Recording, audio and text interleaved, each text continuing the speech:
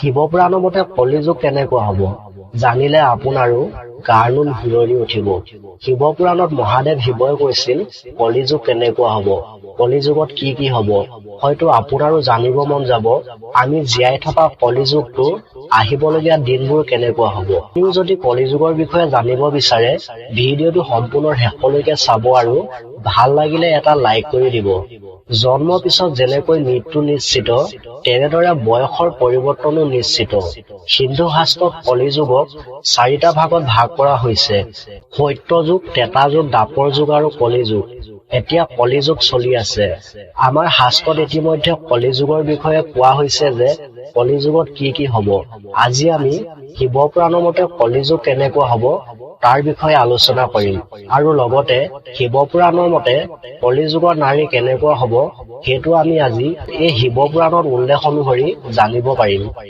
Video' মাজলৈ যোৱাৰ আগতে আপুনিও যদি আমাৰ দৰে ভগৱানক বিশ্বাস কৰে তেনেহলে ভিডিঅ'টো আধাতে এৰি নিদিব আৰু ভিডিঅ'টো চাই ভাল লাগিলে এটা লাইক কৰি দিব। লগতে কমেন্টত ওম নমঃ শিৱায় লিখিব নাপাহৰিব। শিৱপুৰাণৰ মতে কলিযুগ কেনেকুৱা হ'ব, কলিযুগত কি হ'ব জানো আহক। কলিযুগত মানুহ গুণজ্ঞানী কামৰ পৰা আঁতৰি থাকিব, সৎ আচৰণত আবদ্ধ হৈ পৰিব আৰু সকলো সঁচা বাক্যৰ পৰা আঁতৰি যাব। আনৰ সমালোচনা কৰিবলৈ সাজু থাকিব। ধৰ্ম বিনাশ হ'ব।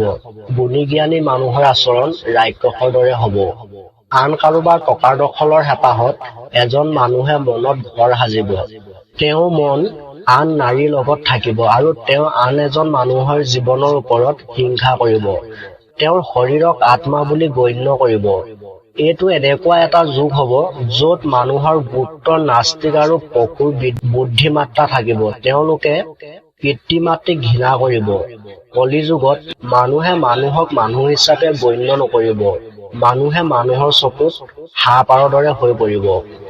কলিযুগত শিৱপুৰাণৰ মতে ব্ৰাহ্মণৰ চৰিত্ৰ কেনেকুৱা হ'ব। ব্ৰাহ্মণ গ্ৰাহকৰ চিকাৰ হ'ব বুলি কোৱা হৈছে। ব্ৰাহ্মণে ব্ৰেড বিক্ৰী কৰি নিজৰ জীৱিকা নিৰ্বাহ কৰিব। কেৱল টকাৰ উপাৰ্জনৰ বাবে শিক্ষাৰ অভ্যাস কৰিব আৰু বস্তুৰ সম্পত্তিৰ প্ৰতি মুগ্ধ হ'ব। ব্ৰাহ্মণৰ চাকৰি হ'ব। তেওঁলোকে নিজৰ ধৰ্ম এৰি কুকৰ্মত লিপ্ত হ'ব। তেওঁলোকে নিজৰ স্বাৰ্থৰ বাবে যিকোনো কাম কৰিবলৈ সাজু হ'ব। নিজৰ জাতিৰ ধৰ্ম এৰি প্ৰায় আনৰ প্ৰতাৰণা কৰিব। তিনিওটা সময়ত সন্ধিয়া পূজাৰ পৰা আঁতৰি থাকিব আৰু ব্ৰহ্ম জ্ঞানৰ পৰা শূন্য হ'ব।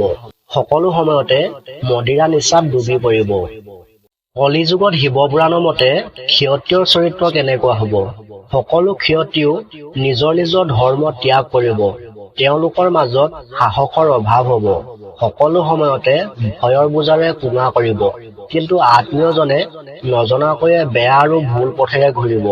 তেওঁলোকে কিছুমান অশ্লীল কামেৰে জীৱিকা নিৰ্বাহ কৰিব। কলিযুগত শিৱপুৰাণৰ মতে বৈশ্যৰ চৰিত্ৰ কেনেকুৱা হ'ব।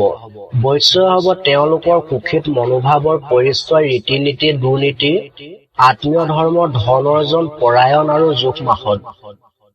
তেওঁলোকৰ আকৃতি উজ্জ্বল হ'ব। তাৰ অৰ্থ হ'ল তেওঁ নিজৰ কৰ্ম ধৰ্ম এৰি উজ্জ্বল কাপোৰেৰে সজ্জিত হৈ অসাৰ বিচৰণ কৰিব। দূৰৰ পৰা তেওঁলোকক সৎ আৰু জ্ঞানী যেন লাগিব, কিন্তু তেওঁলোকে নিজৰ ধৰ্ম পাহৰি সকলো সময়তে তেওঁলোকে নিজক সজোৱাৰ কামত ব্যস্ত থাকিব। কলিযুগত শিৱপুৰাণৰ মতে সূৰ্যৰ চৰিত্ৰ কেনেকুৱা হ'ব। বেছিভাগ মানুহৰ চিন্তাধাৰা ধৰ্মৰ বিৰোধী হ'ব। তেওঁলোক কুটিল আৰু নিৰ্দয়কাৰী হ'ব।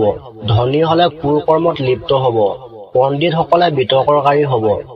নিজকে অভিজাত বুলি গণ্য কৰিব। তেওঁলোকে চাৰিওটা বৰ্ণৰ সৈতে বৈবাহিক সম্পৰ্ক স্থাপন কৰিব। সকলো চৰিত্ৰকে তেওঁলোকৰ যোগাযোগেৰে দুৰ্নীতিগ্ৰস্ত কৰিব।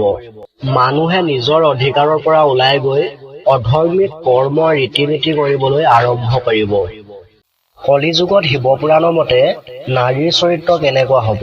আমি সকলোৱে জানো নাৰীৰ মা লক্ষ্মী ৰূপ হয়, কিন্তু কলিযুগত শিৱপুৰাণত উল্লেখ কৰা মতে কলিযুগৰ মহিলাসকল প্ৰায় গুণৰ দ্বাৰাই দুৰ্নীতিগ্ৰস্ত আৰু স্বামীক অসন্মান কৰা হ'ব। নিজৰ স্বামীৰ বিৰোধী হ'ব। কথাই প্ৰতি স্বামীক অসন্মান কৰিব। নিজৰ স্বামীৰ পৰা লুকুৱাই পৰৰ পুৰুষৰ লগত সম্পৰ্ক স্থাপন কৰিব। শাহুৱেক আৰু শহুৱেকক বিশ্বাসঘাতকতা কৰিব।